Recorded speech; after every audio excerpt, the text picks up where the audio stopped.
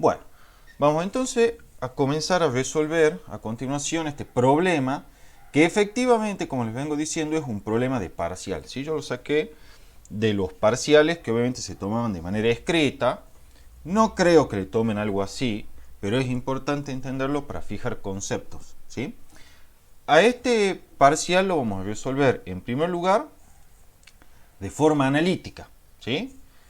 Y en segundo lugar lo vamos a resolver en 2 minutos en forma cualitativa. Porque yo creo que la forma cualitativa puede ser muy útil para el tipo de examen que le están tomando ahora en la modalidad virtual. ¿Sí? Bueno, comencemos con el problema en cuestión.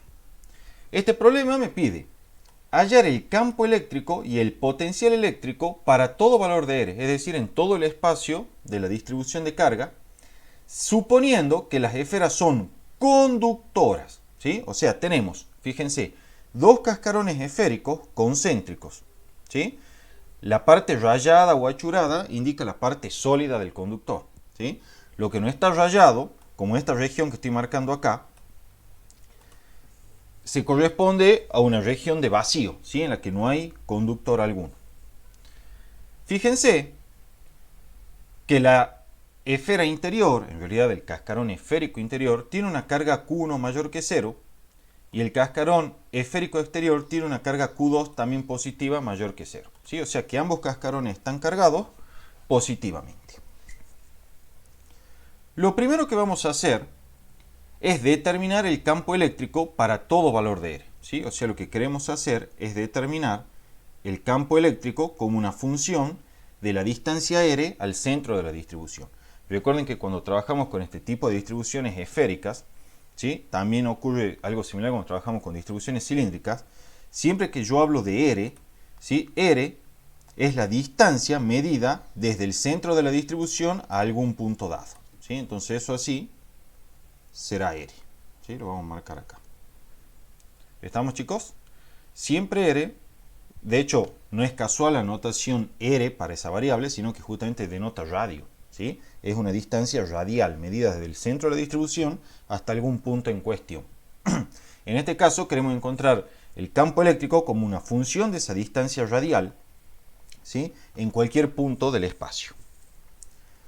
Bien, para ello recordemos algunas cuestiones. Yo les dije a ustedes, ¿sí?, que siempre que tengamos una distribución esférica de cargas, como en este caso, el campo eléctrico es siempre radial. Y su sentido puede ser hacia afuera o hacia adentro de la distribución, dependiendo del signo de la carga neta encerrada. En efecto, vamos para el cascarón interior, ¿sí? O sea, para este cascarón de acá. Este cascarón interior, que tiene una carga Q1, ¿sí? Aquí está indicada, fíjense, en color verde, ¿sí? Una carga Q1, va a producir por lo tanto un campo eléctrico radial, como se observa acá con estas líneas, que son en un color medio anaranjado, amarillo, ¿sí? Van a producir un campo eléctrico radial como indican esas líneas de campo. Ese campo eléctrico además yo sé que es radial y hacia afuera porque la carga Q1 es mayor que 0. ¿Sí? Yo les dije en clases anteriores que en el caso que la carga Q1 hubiese sido menor que 0, el campo eléctrico seguía siendo radial, pero esta vez hubiese sido radial hacia adentro, como estoy dibujando acá con estas flechitas. ¿Sí? Sin embargo, ese no es el caso, así que simplemente dejamos dibujada la línea de campo radialmente hacia afuera, lo que corresponde a la distribución de carga positiva en el cascarón interior. En lo que respecta al cascarón exterior, ¿sí?, las líneas de campo eléctrico para tal cascarón exterior, es decir, fuera de ese cascarón exterior, también van a ser radiales. ¿Por qué? Porque el campo eléctrico en la región exterior de mi distribución, ¿sí?, es decir, en esta región que estoy marcando acá, ¿sí?, es la superposición de los campos eléctricos debido al cascarón exterior y al cascarón interior. Como ambos cascarones son esféricos, entonces los campos eléctricos debido a ambos cascarones son radiales. Y por lo tanto el campo resultante en la región exterior a mi distribución, que insisto es esta que estoy marcando acá, también será un campo eléctrico radial. De hecho, tal campo eléctrico radial se lo observa ahí representado de nuevo por esas líneas de campo en color anaranjado. Al igual que lo que ocurría antes, esas líneas de campo pueden ser radiales hacia afuera o radiales hacia adentro. ¿Cómo hacemos para saber si es radial hacia afuera o radial hacia adentro? Usamos la reglita que yo les expliqué en la clase pasada. Vienen y evalúan la suma de las cargas de los dos cascarones, ¿sí? Del cascarón interior y del cascarón exterior. Si esta suma es mayor que 0, entonces las líneas de campo son radiales hacia afuera. Y si esta suma algebraica, Q1 más Q2, es menor que 0, entonces las líneas de campo eléctrico son radiales hacia adentro. ¿Sí? Eso está sustentado en la ley de Gauss. Yo les dejé como ejercicio la clase pasada para que lo vean. Les digo más o menos las pistas, ¿sí? O los tips para que ustedes se den cuenta del porqué de esa regla. A continuación, van a considerar una superficie gaussiana esférica centrada con la distribución como la que yo dibujé ahí. Obviamente se supone que eso es una superficie esférica que ahí no lo parece para nada, ¿sí? Lo estoy haciendo a mano alzada, pero bueno, se supone que es una superficie esférica concéntrica a mi distribución, y esa superficie gaussiana esférica está ubicada totalmente en los puntos exteriores a mi distribución, es decir, tiene un radio R, esa superficie gaussiana esférica, que es mayor que el radio exterior del cascarón exterior, ¿sí? Está por fuera del cascarón exterior. Entonces, la ley de Gauss a ustedes le dice que el flujo eléctrico es igual a la carga encerrada sobre epsilon 0. Para esa superficie gaussiana, la carga encerrada será la suma algebraica de las cargas en ambos cascarones. Entonces, esta es la clave para comprender si el campo eléctrico es radial hacia afuera o radial hacia adentro. O mejor dicho, para justificar esta reglita que yo les acabo de enseñar aquí, que en verdad ya la habíamos visto también en las clases anteriores. Si esta suma algebraica, Q1 más Q2, que es la carga encerrada, es mayor que 0, entonces el flujo eléctrico es positivo, chicos, y para que el flujo eléctrico sea positivo, es necesario que el campo eléctrico sea hacia afuera. Así el ángulo que forma con el vector diferencial de área sea 0 grados y el flujo eléctrico sea positivo. En otras palabras, es necesario que el campo eléctrico sea hacia afuera para que se verifique la ley de Gauss. Si en cambio esta suma algebraica Q1 más Q2 es menor que 0, la ley de Gauss me está diciendo entonces que el flujo eléctrico este es menor que 0.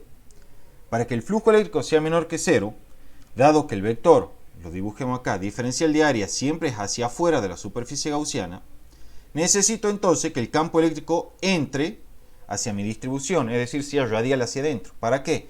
Para que allí forme un ángulo de 180 grados con el vector diferencial de área y entonces el flujo eléctrico pueda ser negativo como lo establece la ley de Gauss. ¿Sí? Esa es la justificación de por qué puedo aplicar esta reglita de acá. ¿Sí? Obviamente cuando ustedes vayan a un multiple choice donde el tiempo es acotado, ya directamente aplican la reglita como yo les enseñé. ¿Sí?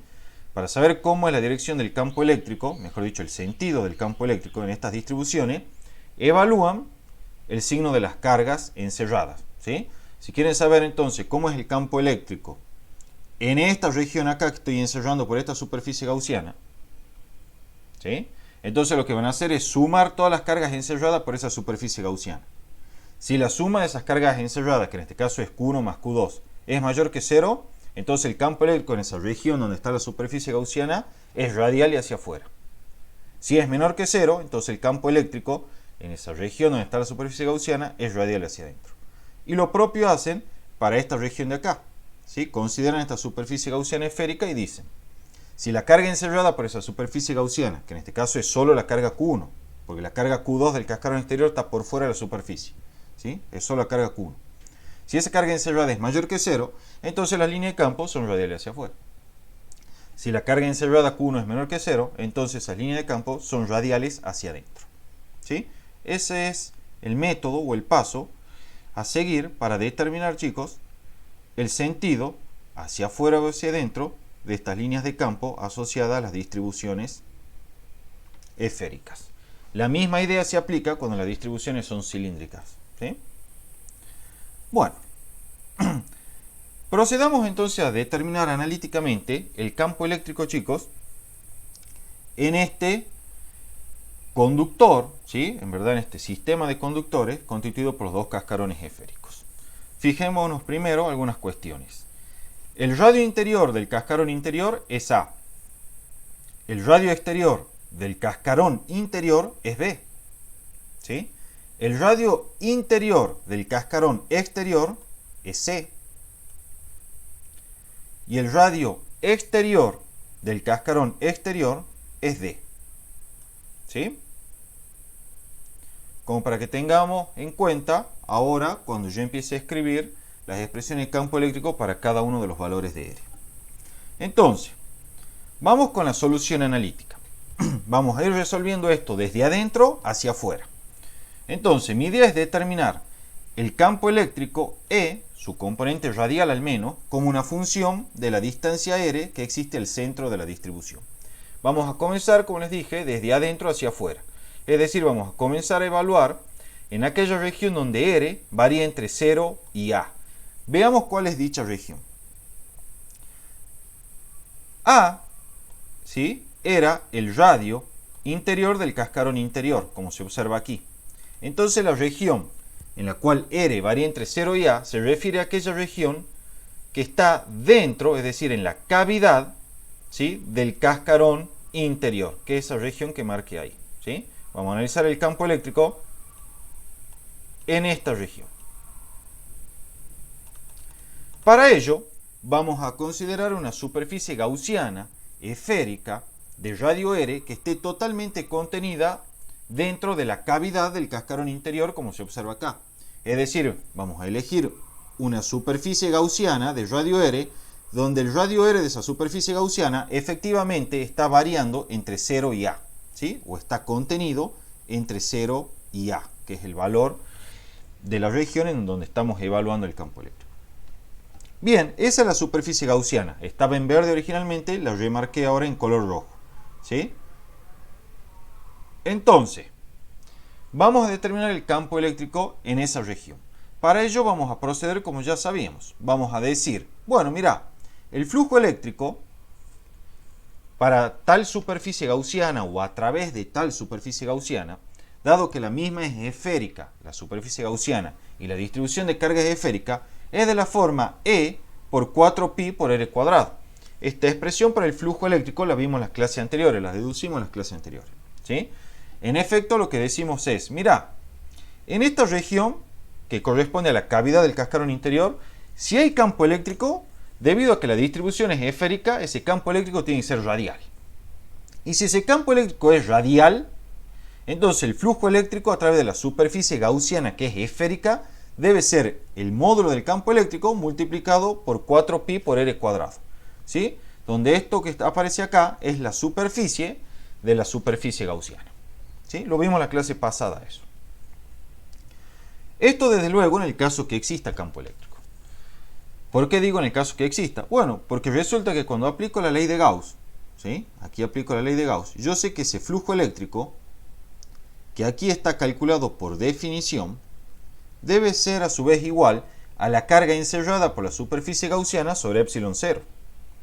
Pero si yo vengo acá y me fijo en mi superficie gaussiana, veo que esa superficie en verde, que es la superficie esférica, no encierra ninguna carga. Entonces, volviendo a la ley de Gauss, tenemos que esta Q encerrada es igual a 0 y por lo tanto el flujo eléctrico es igual a 0. Al despejar el campo eléctrico de esta expresión, ¿sí?, lo que voy a hacer es igualar esta expresión o ese miembro con este miembro de acá.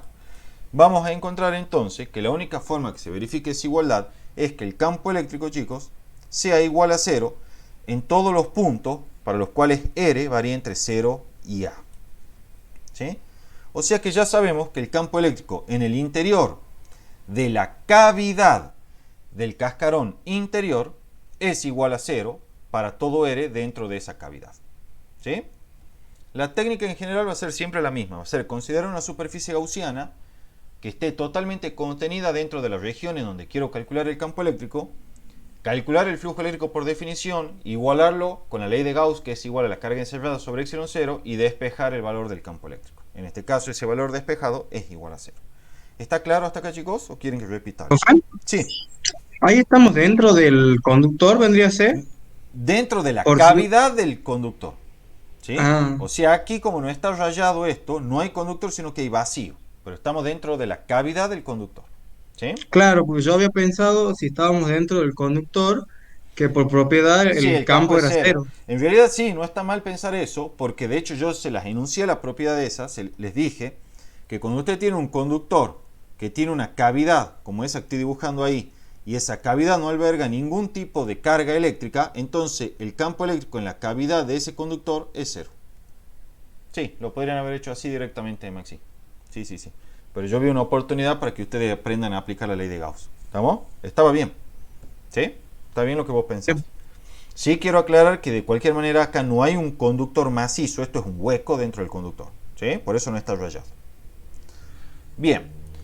A continuación vamos a determinar el campo eléctrico en esta región que estoy marcando acá. Esa región efectivamente sí estamos dentro del conductor macizo. Entonces, ¿cuánto va a ser el campo eléctrico ahí si estamos en condiciones estáticas? Cero. Cero. Listo. Entonces ya está determinado el campo eléctrico. En esa región en la cual R varía entre A y B, es decir, donde estamos dentro del conductor, el campo eléctrico es igual a cero, pues estamos dentro de un conductor en equilibrio estático. ¿Sí? Para que no quede en duda, recuerden que aquí R varía entre A y B. Y si vengo a mi dibujito, ¿sí? A es ahí, ¿sí? B es aquí. Entonces un R entre A y B es aquí dentro del conductor, ¿sí? Es decir, en donde el campo eléctrico es igual a cero. Bien, con eso ya tenemos determinado el campo eléctrico, fíjense, en dos regiones. Ahora vamos a proceder a determinar el campo eléctrico en esta otra cavidad que es la que estoy marcando acá. Cuando digo cavidad quiero decir que hay vacío, no existe un conductor macizo, ¿sí? Para ello, ¿cómo vamos a proceder? De nuevo, ¿sí? Esto es bastante sistemático. Consideraremos una superficie gaussiana esférica, como la que está indicada en verde y que estoy remarcando ahora en este color medio rojizo, ¿sí? Esa superficie gaussiana es tal que queda totalmente contenida dentro de la región en donde yo quiero calcular el campo eléctrico y además está totalmente centrada con la distribución. Entonces, en ese contexto, R, que es esto que estoy marcando aquí en rojo, que es el radio de mi superficie gaussiana, varía entre B y C. ¿Sí? Recuerden que B es esto así y C es esto así. ¿Sí? Yo a veces prefiero usar esto para que quede más claro. Esto es B y esto es C. ¿Sí? Entonces fíjense que R queda entre B y C. ¿Sí? Aprovechemos un poco la tecnología. Bien, entonces vamos a proceder como ya sabemos. Las distribuciones son esféricas. Entonces, ¿cómo va a ser el campo eléctrico, chicos? Radial. En este caso, sabemos que es radial hacia afuera. Por lo tanto, en tales distribuciones esféricas ya sabemos que el flujo eléctrico se calcula directamente como el módulo del campo eléctrico por la superficie, o mejor dicho, por el área de la superficie gaussiana, que es 4pi por r cuadrado. Siempre es así para la distribución esférica. Y por ley de Gauss, ese flujo eléctrico deberá ser igual, chicos, por ley de Gauss, a la carga encerrada sobre epsilon 0. La carga encerrada por la superficie gaussiana, desde luego. Venimos acá al dibujito. Esta es mi superficie gaussiana. ¿Qué carga encierra? Y la carga del cascarón interior, que es ¿cuánto? Q sub 1. ¿Sí? Acá hay una carga Q sub 1 asociada al cascarón interior. Entonces la carga encerrada aquí será Q sub 1 e igualo este miembro que estoy recuadrando de aquí con este de aquí. Y despejo el campo eléctrico. Entonces el campo eléctrico para esa región, en la cual R varía entre B y C, es Q1 sobre 4pi epsilon 0 por R cuadrado. O sea que el campo eléctrico, chicos, en esa región es el mismo que produciría una carga puntual de valor Q1 ubicada en el centro de la distribución. ¿Sí? Yo hago esa aclaración que a veces eso aparece en los múltiples. ¿Sí? Le preguntan, el campo eléctrico, qué sé yo, en la región, como está aquí, en la cual R varía entre B y C, es distinto al que produciría una carga puntual ubicada en el centro de la distribución. Falso, es el mismo. ¿Sí? Es el mismo. Obviamente, en la medida que la carga puntual tenga un valor Q1. ¿Sí? ¿Entendido hasta acá, chicos, esto? Entonces, fíjense, ya tenemos el campo eléctrico determinado en tres regiones. No, en tres regiones, digo bien. Vamos a determinarlo en las últimas dos y ya terminamos con la primera parte del problema. La segunda región de interés es aquella en la que estamos de vuelta dentro del conductor. En verdad todas son las de interés, pero quiero decir, ¿sí?, que es la segunda región en la cual vamos a estar dentro de un conductor. Es decir, es aquella región que estoy marcando aquí con este color. ¿Sí? En esa región se observa que el valor de R, ¿sí?, varía entre C, esto es C, y entre D, esto es D. ¿Sí? O sea, estamos en los R que varían entre C y entre D. Entonces caemos, chicos, dentro de este conductor. Entonces, sin hacer ningún tipo de cálculo, ¿cuánto vale el campo eléctrico dentro de ese conductor, chicos, en esa región? Cero. Cero, exactamente. Vale cero porque estamos dentro de un conductor en equilibrio electrostático. Entonces, es igual a cero y aquí está la justificación expresada. Listo, nos queda ahora ya solamente la última región y con eso habremos determinado el campo eléctrico en todo el espacio. La región en cuestión es aquella para la cual R es mayor que D. Es decir, fíjense acá, volvemos al dibujito. D es el radio exterior del cascarón exterior. Y si R es mayor que D, entonces estamos fuera de la distribución. ¿Sí? Como se observa acá. Estamos en los puntos que están fuera de la distribución. Para ello, ¿qué vamos a hacer, chicos? Al igual que como veníamos trabajando, voy a incrementar el grosor de esto. Consideramos una superficie gaussiana esférica, como esta que está dibujada en verde acá y que yo estoy remarcando ahora en este color rojizo. ¿Sí? La cual está totalmente contenida dentro de la región en la cual es de interés calcular el campo eléctrico. Además, esa superficie gaussiana, desde luego, es concéntrica con la distribución.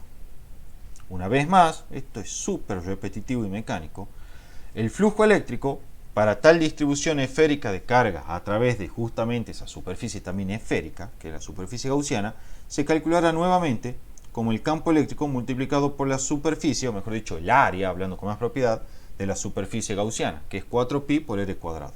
Recuerden que este r es el radio de la superficie esférica gaussiana. ¿Sí? Bien, a su vez, por ley de Gauss, ese flujo eléctrico debe ser igual a ¿qué cosa? A la carga encerrada por la superficie gaussiana sobre epsilon 0. La carga encerrada por la superficie gaussiana en este caso será la carga en el cascarón interior y la carga en el cascarón exterior, porque está encerrando los dos cascarones.